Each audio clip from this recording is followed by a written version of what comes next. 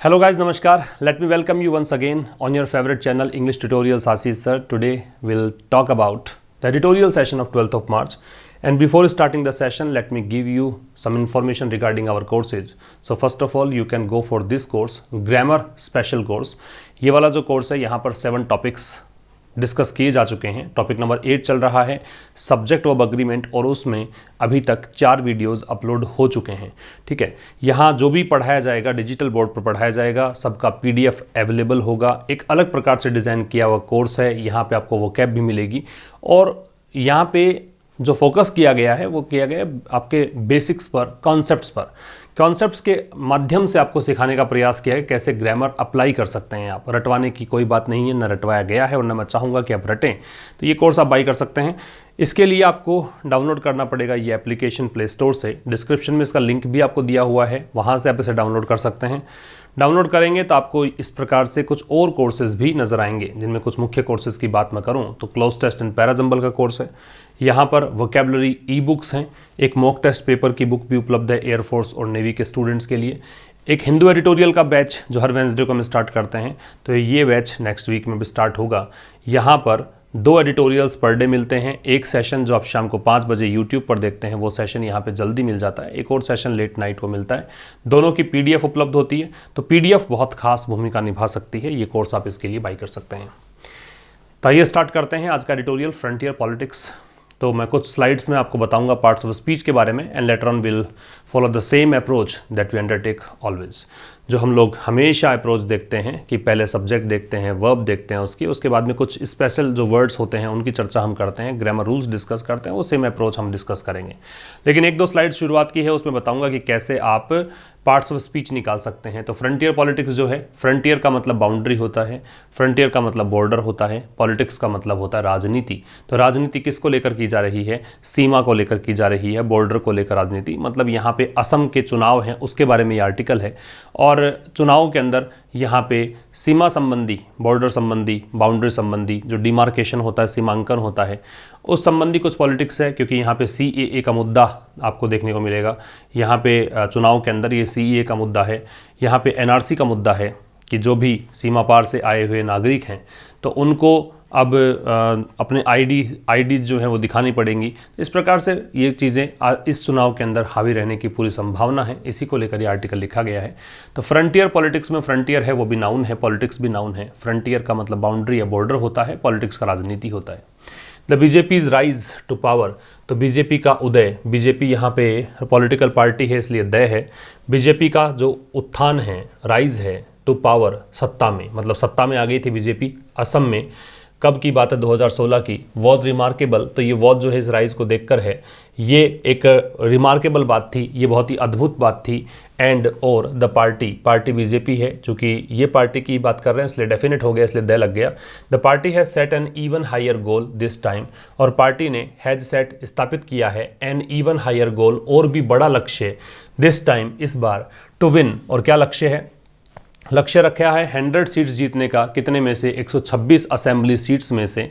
ठीक है. Along with its allies. Along with its allies का मतलब हो गया अपने अलाइज के साथ, अपने अलाइज जो भी इसकी मित्र पार्टियां हैं उनके साथ मिलकर ये यहाँ पे इसने लक्ष्य सेट किया है कि 126 में से 100 सीटें प्राप्त की जाएं. और अलाइज के नाम यहाँ पे दिए हैं the Asom Gana Parishad, united people's party liberal and the Rabha Jotha Mancha. ये कुछ अलाइज हैं इसके, यहाँ की मित्र पार्टियां हैं. असम में बीजेपी के साथ ये पार्टियां हैं. ठीक है. तो ये तो इसका ट्रांसलेशन था. इसके बाद अगर बात करें, कोई वर्ड यहाँ पे स्पेशल है नहीं. So let me tell you about parts of speech. The determiner, BJP noun, apostrophe दे रखा हो जहाँ पे वो जिनेटिव केस होता है. अपोस्ट्रोफी के बाद जो शब्द होता है वो नाउन होता है, तो राइज भी noun. To power, to preposition है, पावर इसका ऑब्जेक्ट है, पावर नाउन है. इन प्रेपोजिशन है, असम यहाँ पे इसका ऑब्जेक्ट है, असम नाउन है. इन प्रेपोजिशन है, फिर से ये ऑब्जेक्ट है, ये नाउन है. Was remarkable, was linking verb है. रिमार्केबल इसका कॉम्प्लीमेंट है और एक एडजेक्टिव है, और वैसे भी ABLE एंडिंग वर्ड्स एडजेक्टिव हो सकते हैं. एंड कंजंक्शन है, द पार्टी में द डिटर्मिनर है, पार्टी नाउन है. हैज हेल्पिंग वर्ब है, सेट मैन वर्ब है, एंड डिटर्मिनर है. इवन एडवर्ब है. हायर डिग्री कंपैरेटिव है, एडजेक्टिव है. गोल नाउन है. This time, this demonstrative adjective है, टाइम नाउन है. टू विन इन्फिनिटिव है. 100 ये न्यूमरल एडजेक्टिव है. ऑफ प्रेपोजिशन है, जो डिटर्मिनर है. ये 126 न्यूमरल एडजेक्टिव है. असेंबली सीट्स ये कंपाउंड नाउन है. अलॉन्ग विद की अगर बात करें तो प्रपोजिशनल फ्रेज है, देखो ये प्रपोजिशन है और अलॉन्ग साथ में जुड़ा हुआ है तो इसे प्रपोजिशनल फ्रेज इसको कहा जाएगा, ठीक है। Its allies, its possessive adjective है, पजेसिव एडजेक्टिव नाउन, नाउन लगता है तो अलाइज नाउन है। अब ये पार्टीज के नाम आ रहे हैं तो सबके सब नाउन होंगे, दैट डिटरमिनर लग रहा है ये, ठीक है। तो ये सब कुछ पार्ट्स ऑफ स्पीच के बारे में था। आगे बढ़ते हैं। द इलेक्टोरल लैंडस्केप, लैंडस्केप के देखो दो मतलब हो सकते हैं, एक तो होता है परिदृश्य, तो यहाँ परिदृश्य नहीं है, यहाँ पे है जो भी फीचर्स हैं, जो भी विशेषताएं हैं, ओवरऑल जो फीचर्स हैं किसी भी चीज़ के संबंध में, उसको बोलते हैं लैंडस्केप। तो इलेक्टोरल का मतलब होता है चुनाव संबंधी, इलेक्शन से जो कनेक्टेड चीज़ें हैं वो, तो चुनावी जो भी विशेषताएं हैं इज सिग्निफिकेंटली डिफरेंट, तो चुनावी जो भी लैंडस्केप है, जो भी यहाँ पे जो फीचर है इज सिग्निफिकेंटली, वो बहुत ज़्यादा डिफरेंट है दिस टाइम। सिग्निफिकेंटली का मतलब यहाँ पे लोगे आप बहुत ज़्यादा डिफरेंट है इस बार विद रीअरेंज्ड अलायंसेज। कारण क्या है, क्योंकि अब की बार जो अलायंसेज हैं, जो गठबंधन बने हैं, जो भी अलायंसेज बने हैं, जो भी ग्रुप बने हैं, वो रीअरेंज्ड है, पुनर्व्यवस्थित एक अलायंसेज है। And the emergence of new issues, और साथ में नए इश्यूज यहाँ पे इमर्ज हुए हैं, सच एज, जैसे कि, सच एज का प्रयोग एग्जाम्पल देने के लिए करते हैं, जैसे कि सिटीजनशिप अमेंडमेंट एक्ट, जैसे कि CAA है, ठीक है। अब मैं बात करूँ इसके पीछे की ग्रामर और जो कुछ भी यहाँ पे पार्ट्स ऑफ स्पीच है उनकी। सबसे पहले समझिए इलेक्टोरल लैंडस्केप सब्जेक्ट था, इसकी वर्ब यहाँ पे इज है, ठीक है। एक बात में ये समझिए कि जो भी एक्ट का नाम होगा, जो भी अधिनियम होगा, उससे पहले द का प्रयोग करते हैं, तो यहाँ पे द का प्रयोग है, ठीक है।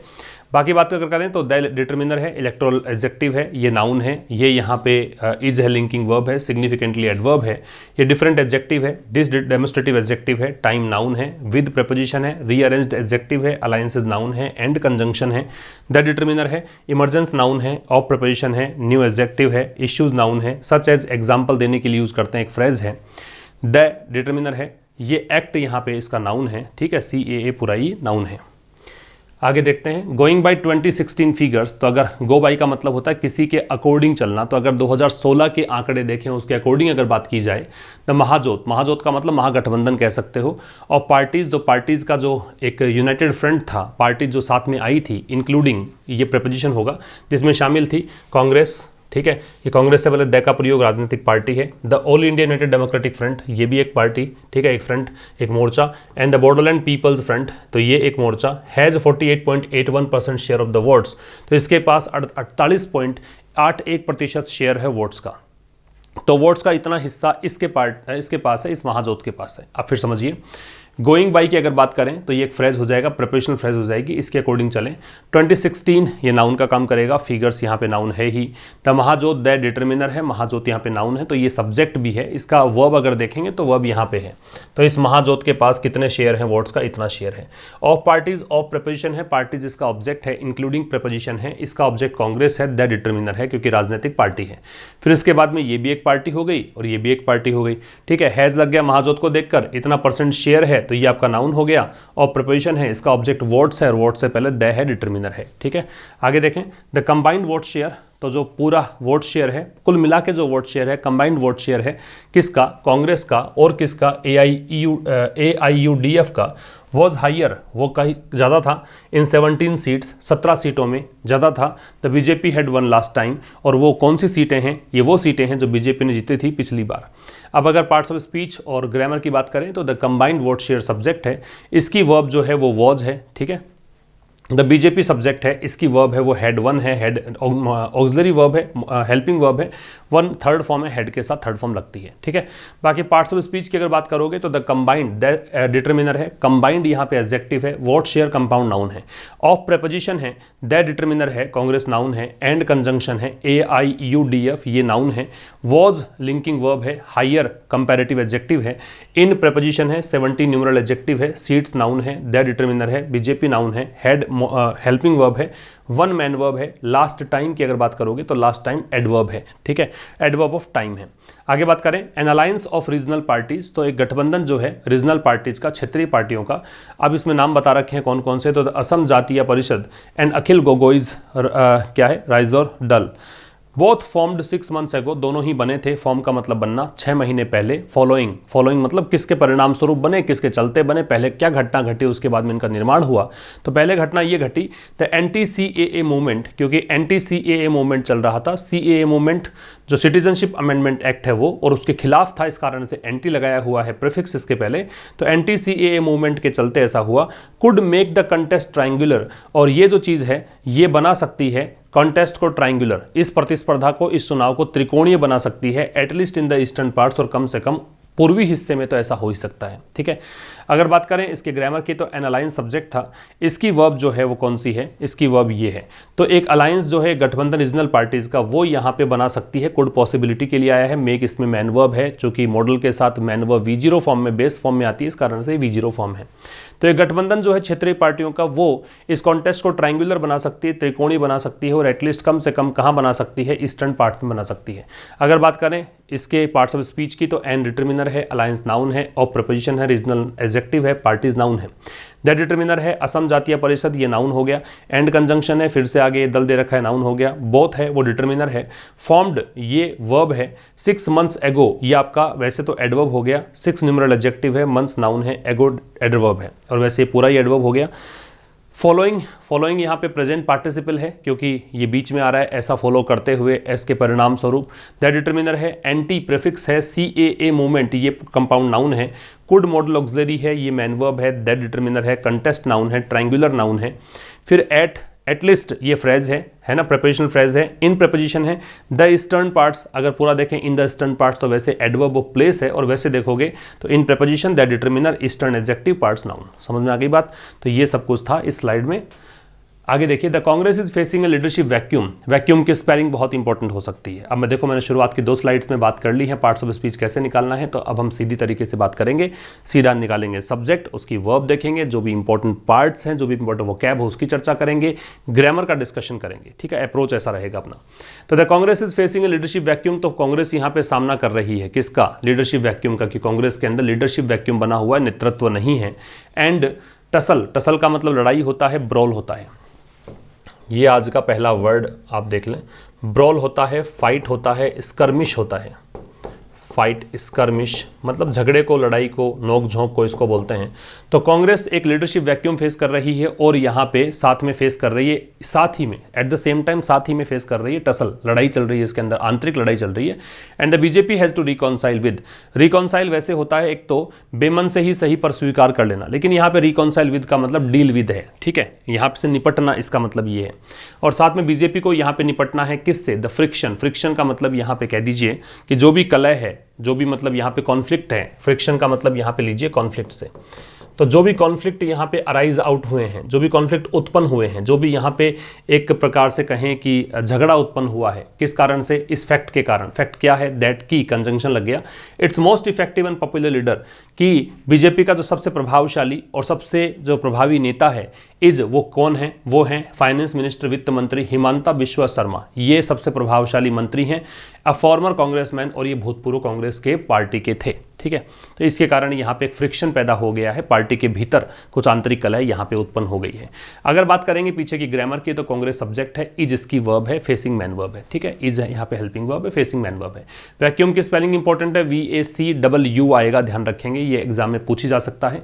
फिर इसके बाद का बात करें, द बीजेपी से द लग रखा है कि राजनीतिक पार्टी है, बीजेपी के साथ में वर्ब है वो हैज है। ठीक है, इसके बाद में अगर बात करें तो it's most effective and popular leader यहाँ पे सब्जेक्ट है, इसकी वर्ब है वो इज है। ठीक है, बाकी कुछ था नहीं इसके अंदर। आगे देखिए, द बीजेपी क्लेम्स, बीजेपी दावा करती है, Assam saw fast paced development. क्या दावा करती है कि असम ने देखा, फास्ट पेस्ड डेवलपमेंट का मतलब बहुत तेज गति से विकास देखा। And there is no noticeable anti incumbency, और दावा यह भी है कि यहाँ पर कोई भी, नोटिसेबल का मतलब क्लियर, ऑब्वियस, महसूस करने योग्य, अनुभव करने योग्य। एंटी इनकम्बेंसी का मतलब होता है सत्ता के खिलाफ माहौल। इनकम्बेंसी, इनकम्बेंट आपने सुना होगा, पद पर आसीन जो व्यक्ति होता है उसे इनकम्बेंट बोलते हैं। इनकम्बेंसी मतलब जो भी पद है, जो भी सरकार चल रही है उसके लिए। एंटी इनकम्बेंसी का मतलब एक ऐसा माहौल जो कि सरकार के खिलाफ हो।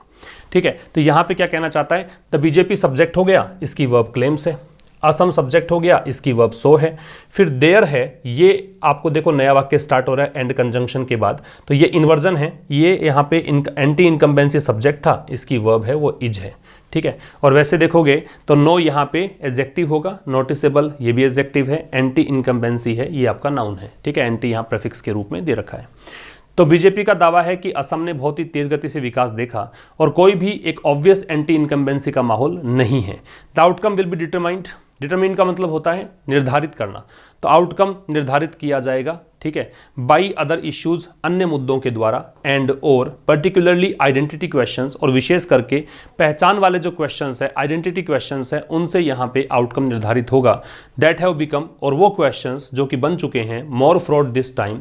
फ्रॉड का मतलब यहाँ पे कह दीजिए कि यहाँ ये जो क्वेश्चंस हैं वो अधिक चिंतित करने वाले बन चुके हैं। फ्रॉड के देखो दो मतलब होते हैं, एक तो फ्रॉड का मतलब होता है फ्रॉड विद दे रखा हो तो इसका मतलब भरा हुआ होना, स्वैम्ड विद कह सकते हो, ठीक है, किसी चीज से फुल ऑफ होना, राइफ विद कह सकते हो, फुल ऑफ कह सकते हो। एक फ्रॉड का मतलब होता है टू मेक समबडी वरीड या फिर टू बी वरीड, खुद चिंतित हो या किसी को चिंतित करें, उसे कहते हैं फ्रॉड। तो ये वो क्वेश्चंस हैं जो कि इस बार काफी ज्यादा चिंतित करने वाले बन चुके हैं, इसलिए फ्रॉड का प्रयोग किया गया है। अब देखें आउटकम सब्जेक्ट था, इसकी वर्ब ये विल बी डिटरमिन्ड है, चूंकि ये पैसिव वॉइस हो गया बी के साथ थर्ड फॉर्म है इसलिए, ठीक है। इसके बाद में अगर बात करें तो that subject that relative pronoun है, और रिलेटिव प्रोनाउन का संबंध पहले वाले शब्द से होता है, तो क्वेश्चंस के साथ क्वेश्चंस को देखकर यहाँ पे दैट है, क्वेश्चंस चूंकि प्लूरल है इसलिए यहाँ पे देखो हैव बिकम का प्रयोग है। बात समझ में आई। मोर फ्रॉड दिस टाइम, अब यहाँ पे मोर फ्रॉड दे रखा है तो मोर यहाँ पे कंपैरेटिव एडजेक्टिव है, फ्रॉड ये आपका एडजेक्टिव हो गया, दिस टाइम इस बार ये आपका एडवर्ब हो गया, ठीक है। फ्रॉड का मतलब मैंने बताया अधिक चिंतित करने वाला। तो इस बार जो आउटकम है वो निर्धारित होगा अन्य इश्यूज के द्वारा। अदर के बाद ध्यान रखें, अदर के बाद नाउन है, प्लूरल लगता है। अनदर अगर होता ए एन लगा रहता तो नाउन सिंगुलर लगता एन को देखते हुए, और अगर द अदर होता तो हम स्पेसिफिक किसी की बात करते हैं तो उसके लिए नाउन सिंगुलर लगता है, ये बात ध्यान रखेंगे, ठीक है। आगे बात करें, regional variations in political trends are sharp. तो रीजनल वेरिएशंस जो हैं, क्षेत्रीय जो भिन्नताएं हैं पॉलिटिकल ट्रेंड्स में, राजनीतिक रुझानों में, आर शार्प वो काफ़ी ज़्यादा हैं। का शार्प मतलब काफ़ी तीक्ष्ण है, काफ़ी इंटेंस है। एंड द बीजेपीज अटेम्प्ट, और जो बीजेपी का प्रयास है, क्या प्रयास है, इज टू कंस्ट्रक्ट बनाने का हिंदू आइडेंटिटी, हिंदू पहचान, दैट सबस्यूम, सबस्यूम का मतलब होता है इन्वॉल्व करना, इंक्लूड करना। आप इसे इन्वॉल्व भी कह सकते हो, आप इसे इनकॉर्पोरेट भी कह सकते हो, इनकॉर्पोरेट। तो यहाँ पे कह रहा है कि भाई बीजेपी का प्रयास क्या है, बीजेपी का प्रयास है हिंदू आइडेंटिटी को कंस्ट्रक्ट करना, वो हिंदू आइडेंटिटी जो कि सबसूम करती है, जो कि मिलाती है, मिलकर बनाती है। किसको मिलाती है, ethnic and linguistic ones. Ethnic का मतलब होता है जातीय, रेशियल, या फिर देखो एथनिक का मतलब यहाँ पे ये भी हो सकता है कि जिसकी पहचान केवल बर्थ से ही हो, जैसे आपका नेटिव प्लेस जो है, जो जन्म स्थान है, वही वहीं की नागरिकता आपकी है। आप कहीं रहने लग रहे हो, आपके रहने मात्र से उसकी नागरिकता नहीं मानी जाएगी, उसको भी एथनिक कहा जाता है। लिंग्विस्टिक का मतलब भाषाई होता है, और वंश का मतलब यहाँ पे पहचान के लिए आ रहा है, ठीक है। तो वो पहचान जो एथनिक और लिंग्विस्टिक पहचान है, उसके अंदर हिंदू आइडेंटिटी, मतलब वो हिंदू आइडेंटिटी कंस्ट्रक्ट करने का प्रयास है बीजेपी का, जिसके अंदर शामिल है एथनिक और लिंग्विस्टिक पहचान। समझ में आ गई बात। अब समझना, यहाँ पे रीजनल वेरिएशन सब्जेक्ट था, इसकी वर्ब है ये आर है। फिर यहाँ बीजेपी अटेम्प्ट सब्जेक्ट है, ये इसकी वर्ब इज है। इसके बाद दैट है, दैट यहाँ पे हिंदू आइडेंटिटी के लिए है रिलेटिव प्रोनाउन, तो इसको देखकर सबसूम्स है, ठीक है। सबसूम का मतलब ये होता है। मिस्टर शर्मा ये उनके वित्त मंत्री और सबसे प्रसिद्ध नेता बीजेपी के, जैसा कि कहा गया था पिछले स्लाइड में। तो mister Sharma has been targeting Muslims in his rhetoric. Rhetoric का मतलब भाषण है, स्पीच है, बड़े बड़े जो बोल होते हैं, आप भाषण में जो एक ऑस्टेंटेशियस लैंग्वेज का प्रयोग करते हो उसको बोलते हैं रेट्रिक। तो mister Sharma has been targeting, ये टारगेट कर रहे हैं किसको, मुस्लिम्स को। किसमें, अपने रेट्रिक में, अपने भाषण में। तो अपने भाषण में मिस्टर शर्मा टारगेट किसको कर रहे हैं, मुस्लिम्स को टारगेट कर रहे हैं। अब यहाँ अगर देखने वाली बात है तो मिस्टर शर्मा सब्जेक्ट है, उसकी वर्ब है वो हैज बीन टारगेटिंग है, मुस्लिम्स इसका ऑब्जेक्ट है, in his rhetoric in preposition है, हिज पॉजेसिव एडजेक्टिव है, रेट्रिक यहाँ पे नाउन है। आगे देखिए द CAA, ये अधिनियम है, सिटीजनशिप अमेंडमेंट एक्ट, इस कारण से द का प्रयोग है। जो भी एक्ट आएगा वहां पे द लगता है। तो CAA along with the national register of citizens, किसके साथ साथ, जो NRC है उसके साथ साथ, got the religious fault line intertwine. अब देखो ध्यान रखें, ये जो अलॉन्ग विद है ये प्रेपोजिशनल फ्रेज है। प्रेपोजिशन या प्रेपोजिशनल फ्रेजेस के बाद में आने वाली चीज है वो ऑब्जेक्ट होती है, तो NRC यहाँ पे ऑब्जेक्ट है। और आपको पता होना चाहिए कि वर्ब किसको देखकर लगती है, है सब्जेक्ट को देखकर। सब्जेक्ट क्या हो गया? CAA। इसको देखकर लगेगी वर्ब, तो ये CAA था, इसको देखकर लग रहा है गोट। तो CAA जो है उसने क्या किया? Got the religious fault line intertwined. Got के साथ देखो थर्ड फॉर्म दे रखी है, इसका मतलब ये कॉजेटिव वर्ब है। गेट के साथ थर्ड फॉर्म लगती है, कॉजेटिव वर्ब है, प्रेरणार्थक क्रिया बोलते हैं हिंदी में, किसी से कोई काम करवाने के सेंस में इसका प्रयोग हम करते हैं। तो इसने क्या किया है? इसने धार्मिक जो फॉल्ट लाइन है, फॉल्ट लाइन का मतलब दरार कह सकते हो, क्रैक कह सकते हो, ठीक है, फिशर कह सकते हो। फॉल्ट लाइन का मतलब दरार, फिशर कह दीजिए या फिर क्रैक कह दीजिए, ठीक है, ये सब होते हैं फॉल्ट लाइन। तो इसने CAA ने, मतलब NRC था उसके साथ साथ CAA था, और CAA ने क्या किया? धार्मिक जो मतलब दरार थी उसको जोड़ दिया है, किससे? एथनिक दरार के साथ। मतलब यहाँ पे धर्म आधार पे तो बटा हुआ है ही, इसके साथ जातीय आधार पर भी बांट दिया।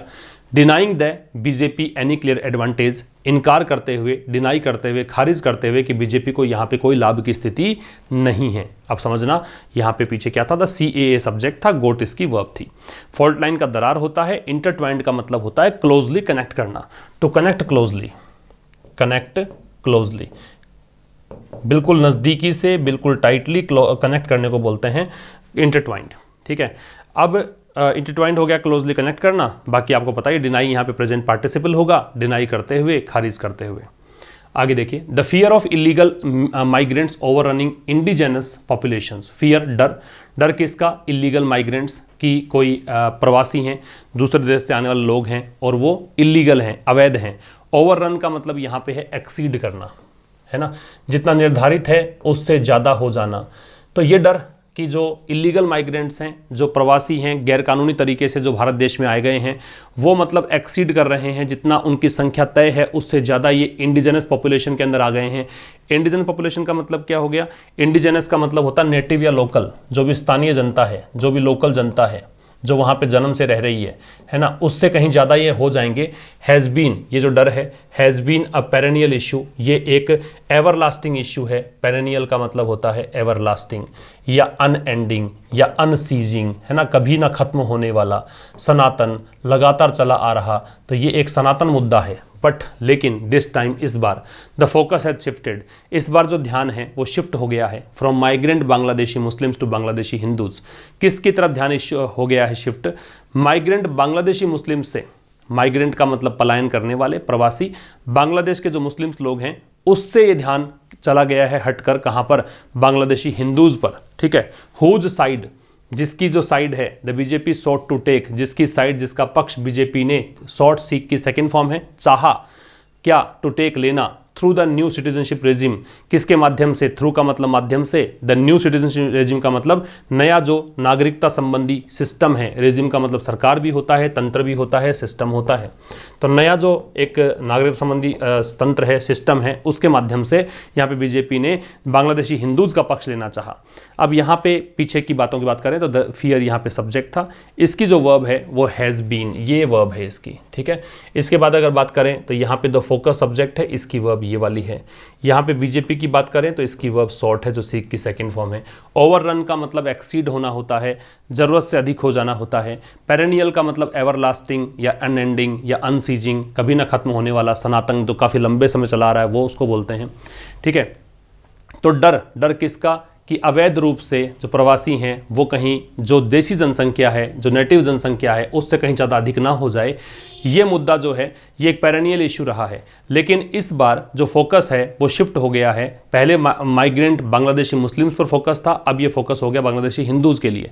हुज पॉजेसिव एडजेक्टिव के रूप में आता है, इसलिए यहाँ पे देखो साइड है वो नाउन है, पॉजेसिव एडजेक्टिव नाउन ही आता है। तो जिसका पक्ष बीजेपी ने लेना चाहा है, किस माध्यम से? नए सिटीजनशिप रेजिम के माध्यम से। The party is now trying, party अब कोशिश कर रही है to underplay the CAA as an electoral issue. Underplay का मतलब यहाँ पे अब बीजेपी ये चुनाव जो है वो लड़ना चाह रही है इस मुद्दे के आधार पर, ठीक है।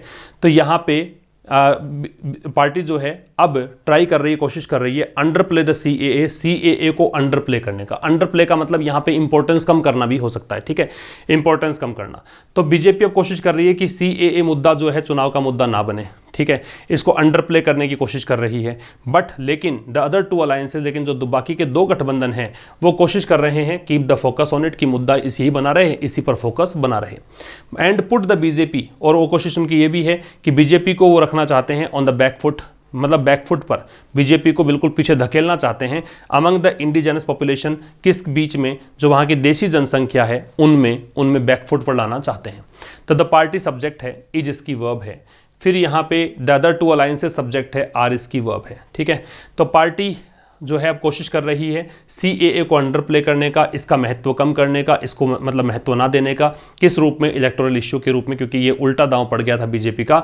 अब यहाँ पे अगर जनता रोष में होगी तो यहाँ पे वोट इनको नहीं मिलेंगे, इसलिए इलेक्टोरल इश्यू में इस मुद्दे को अंडर प्ले करने की कोशिश कर रही है। लेकिन जो बाकी के दो गठबंधन है वो कोशिश कर रहे हैं कि इसी पर ध्यान लगा रहे, फोकस के साथ में प्रेपोजिशन ऑन का प्रयोग किया जाता है। ठीक है, और कोशिश इनकी ये है कि बीजेपी को बैकफुट पर धकेला जाए, किस में, इंडिजिनस पॉपुलेशन में, जो वहाँ की देशी जनसंख्या है उनमें इनकी छवि को खराब किया जाए, ये दूसरे अलायंसेस की कोशिश है। The issue is also a red flag, issue is also a red flag, तो ये जो मुद्दा है ये एक खतरे की घंटी है, किसके लिए, मेजॉरिटी ऑफ मुस्लिम्स, जो मुस्लिम आबादी है उनके लिए, जो बहुत सारे मुस्लिम्स हैं उनके लिए।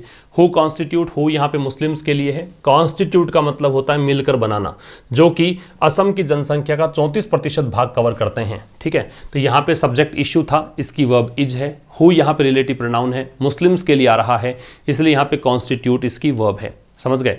अब समझना, इश्यू सब्जेक्ट था और ऑल्सो जो वर्ब है, ऑल्सो जो एडवर्ब है वो इज के बाद में आ रहा है, लिंकिंग वर्ब के बाद में ऑल्सो आता है, मैन वर्ब से पहले ऑल्सो आता है, किसी सेंटेंस के स्टार्ट में ऑल्सो आ सकता है, ये कुछ ऑल्सो की पोजीशंस होती हैं। रेड फ्लैग का मतलब, जो देखो लाल झंडा अगर है तो वो खतरे का निशान है, तो खतरे का निशान है ये इशू जो है, ये मुद्दा है, जो एनआरसी वाला मुद्दा है, सीएए वाला मुद्दा है, ये एक रेड फ्लैग है मुस्लिम मेजोरिटी के लिए, जो कि असम की जनसंख्या का 34% कवर करते हैं। The BJP has been trying, BJP कोशिश कर रही है तो मोबिलाइज सेंटिमेंट्स, मोबिलाइज जुटाना, सेंटिमेंट्स भावनाओं को, around the encroachment, around encroachment मतलब अतिक्रमण, बाय बांग्लादेशीज के द्वारा जो अतिक्रमण किया जा रहा है, किसका, ऑफ फॉरेस्ट, वनों का, जंगलों का, एंड स्वेथ्स ऑफ लैंड, स्वेथ्स का मतलब लार्ज पार्ट, बहुत बड़ा जो पार्ट है, जो बहुत बड़े बड़े हिस्से हैं ज़मीनों के, वहाँ पे बांग्लादेशीज आके रहने लग गए हैं, तो इसको मुद्दा बनाना चाहती है। ऑफ लैंड बिलोंगिंग टू वैष्णव मॉन्स्ट्रीज, और ये लैंड किसकी है, ये ज़मीन किसकी है, ये संबंधित है वैष्णव मॉन्स्ट्रीज का मतलब मठ, जो वैष्णव हैं उनका जो मठ हैं उनके लिए ज़मीन अलॉट की गई थी, अब बांग्लादेशीज यहाँ पे आके रहने लग गए हैं। तो बीजेपी कोशिश कर रही है भावनाओं को मोबिलाइज करने की, भावनाओं को मतलब कहें कि यहाँ पे भावनात्मक खेल खेल रही बीजेपी, किस प्रकार से, किसके चारों ओर, इस एनक्रोचमेंट को लेकर। तो बांग्लादेशी जो लोग हैं वो फॉरेस्ट और जो स्वेथ्स ऑफ लैंड, बड़े बड़े ज़मीनों के हिस्से पे आकर रहने लग गए हैं, वो हिस्से जो कि वैष्णव मॉन्स्ट्रीज से संबंधित हैं, तो उस मुद्दे को ये यहाँ पे मोबिलाइज करने की कोशिश कर रही है। बीजेपी सब्जेक्ट था, हैज़ बीन ट्राइंग इसकी वर्ब है। आगे देखिए, floods that wash away farmland, floods, बाढ़ कौन सी, जो कि फार्म लैंड को वॉश अवे कर देती है, फार्म लैंड का मतलब खेतों को खत्म कर देती है, एंड ड्वेलिंग एरियाज, और किसको, जो रहने वाले क्षेत्र हैं, रेजिडेंशियल एरिया हैं, उनको खत्म कर देती है। ड्वेलिंग का मतलब होता है रेजिडेंशियल, रहने का स्थान। एंड द डिस्ट्रेस का मतलब दुख, और दुख किसका, अमंग प्लांटेशन वर्कर्स, जो भी मतलब खेती वगैरह करते हैं, उनमें जो कर्मचारी हैं, काम करने वाले लोग हैं, उनके बीच जो दुख है, उनके बीच जो तनाव है। अब वोटिंग ब्लॉक, अब ये वर्कर्स कौन है, ये वर्कर्स एक वोटिंग ब्लॉक है, एक तबका है जो वोट देने वाला तबका है, मतदाता है। पर्टिकुलरली इन 45 सीट्स, विशेष करके 45 सीटों में, कहाँ पर, ईस्टर्न और सदर्न असम में, पूर्वी और दक्षिणी असम में। आर ऑल्सो कैंपेन इश्यूज, ये भी इस चुनावी मुद्दे, मतलब ये भी चुनावी मुद्दे हैं, कैंपेन इश्यूज हैं। फिर समझना, यहाँ पे सब्जेक्ट है फ्लड्स दैट रिलेटिव प्रोनाउन था, इसको देखकर था, तो फ्लड्स को देखकर वॉश यहाँ पे वर्ब दे रखी है। तो वो बाढ़ जिसके कारण सारी के सारी ज़मीनें, मतलब कहें वो बाढ़ जिसके कारण सारे के सारे खेत तबाह हो जाते हैं, एंड ड्वेलिंग एरिया, जो रेजिडेंशियल एरियाज हैं वो तबाह हो जाए, ड्वेलिंग यहाँ पे एडजेक्टिव का काम करेगा। एंड द डिस्ट्रेस, और जो दुख है किसके बीच में, प्लांटेशन वर्कर्स के बीच में। ये प्लांटेशन वर्कर्स वो हैं जो वोटिंग ब्लॉक है, जो मतदाताओं का एक ग्रुप है, विशेष करके 45 सीटों में ये हैं, ईस्टर्न और सदर्न असम में, ये भी कैंपेन इश्यूज़ हैं। सैडली बड़े दुख की बात है एडवर्ब है, एडवर्ब से सेंटेंस को ओपन किया जा सकता है, सेंटेंस को मॉडिफाई क्वालिफाई करने के लिए एडवर्ब लगता है। तो बड़े दुख की बात है कि सच मटीरियल क्वेश्चंस, मटीरियल मतलब ये मतलब बाहरी क्वेश्चंस, ऊपरी क्वेश्चंस, मटीरियल वैसे होता है भौतिक संबंधी, तो ये जो ऊपरी क्वेश्चंस है, सतही क्वेश्चंस हैं, आर ओनली सेकेंडरी, ये द्वितीयक स्तर के हैं, प्राथमिक स्तर के नहीं हैं। इन ए कैंपेन, एक ऐसे कैंपेन में ओवरवेल्म्ड, ओवरवेल्म्ड का मतलब जो कि भरा हुआ है। यहां पे आप कह सकते हो इसके लिए, आप इसके लिए इनंडेट कह सकते हो, इनंडेट, स्वैम्ड, ठीक है, मतलब कहने का मतलब भरा हुआ है, जो मतलब जहां पे बाढ़ आ रखी है इन मुद्दों की। मुद्दा कौन सा? Identity issues. यहां पे तो आइडेंटिटी इश्यूज जो हैं वो ओवरवेल्म्ड हैं, तो वहां पे बाकी मुद्दे जो हैं वो सेकेंडरी हैं। तो बड़े दुख की बात है कि ऐसे जो मटेरियल क्वेश्चंस हैं वो केवल द्वितीयक स्तर के हैं, एक ऐसे कैंपेन में जो कैंपेन आइडेंटिटी इश्यूज से भरा हुआ है, ओवरवेल्म्ड है, ठीक है। अब बात करें रिवीजन की, तो इंडिजेनस सब्जेक्ट है, इसका मतलब लोकल होता है, नेटिव होता है, तो फर्स्ट को जोड़ देंगे आप डी से। पेरेनियल का सनातन होता है, एवरलास्टिंग, अनएंडिंग, अनसीजिंग, तो ई। ओवरवेल्म्ड का मतलब बी सेट, भरा हुआ होना, इनंडेट बताया था मैंने पूरी तरीके से भरा हुआ। ड्वेलिंग का मतलब रेजिडेंस होता है, रहने का स्थान, और जो ओवररन है इसका मतलब एक्सीड है, आवश्यकता से अधिक होना। इसका स्क्रीनशॉट आप ले लीजिए। तो ये था दोस्तों आज का एडिटोरियल, और इस वीक का अंतिम एडिटोरियल भी है। मुलाकात अब होगी मंडे को शाम को 5 बजे एक नए सेशन के साथ। तब तक के लिए नमस्कार, थैंक यू वेरी मच।